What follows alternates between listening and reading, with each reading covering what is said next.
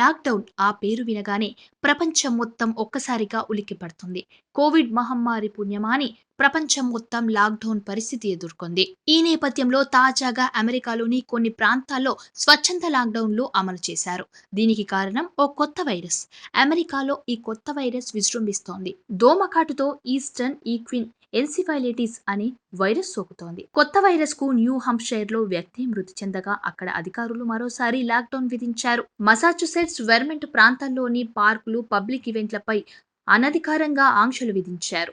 దోమలు అధికంగా ఉండే ప్రాంతాల్లో హెలికాప్టర్లతో వైద్య సిబ్బంది మందులు చల్లుతున్నారు. ఈస్టర్న్ ఈక్విన్ ఎన్సిఫలైటిస్ సోకిన వారికి జ్వరం, తలనొప్పి, డయేరియా లక్షణాలున్నట్లు వైద్యులు నిర్ధారించారు. అమెరికాలోని హడ్సన్ వ్యాలీ చుట్టుపక్కల రాష్ట్రాల్లోని పలు కౌంటీలలో 30% మరణాల రేటుతో మనుషులకు సోకే అరుదైన ప్రాణాంతకమైన ఈ వైరస్ కనబడుతోంది.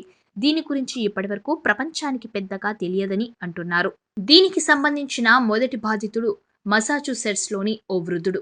ఈ నేపథ్యంలో జరుగుతున్న ముప్పుకు ప్రతిస్పందనగా ఈ ప్రాణాత్మక వ్యాధిని అరికట్టడానికి స్వచ్ఛంద లాక్డౌన్ను అమలు చేస్తున్నట్లు న్యూయార్క్ పోస్ట్ నివేదించింది. ప్రధానంగా సాయంత్రం వేళలో దోమల స్వైర విహారం ఎక్కువగా ఉండటంతో ఇలా ప్లాన్ చేసుకున్నారు. ఈస్టర్న్ ఈక్వైన్ ఎన్సెఫాలిటిస్ అనేది దోమల వల్ల వచ్చే వ్యాధి. US centres for disease control and prevention దీనిని అరుదైన తీవ్రమైన వ్యాధిగా అభివర్ణించింది. ప్రతి ఏటా యుఎస్లో కొన్ని కేసులు మాత్రమే నమోదవుతున్నాయని పేర్కొంది. ప్రధానంగా ఈస్ట్, గల్ఫ్ కోస్ట్ రాష్ట్రాల్లో ఈ వ్యాధి చాలా అరుదుగా ఉన్నప్పటికీ వైరస్ ప్రభావం తీవ్రంగా ఉందని అంటున్నారు. సబ్స్క్రైబ్ చేయండి.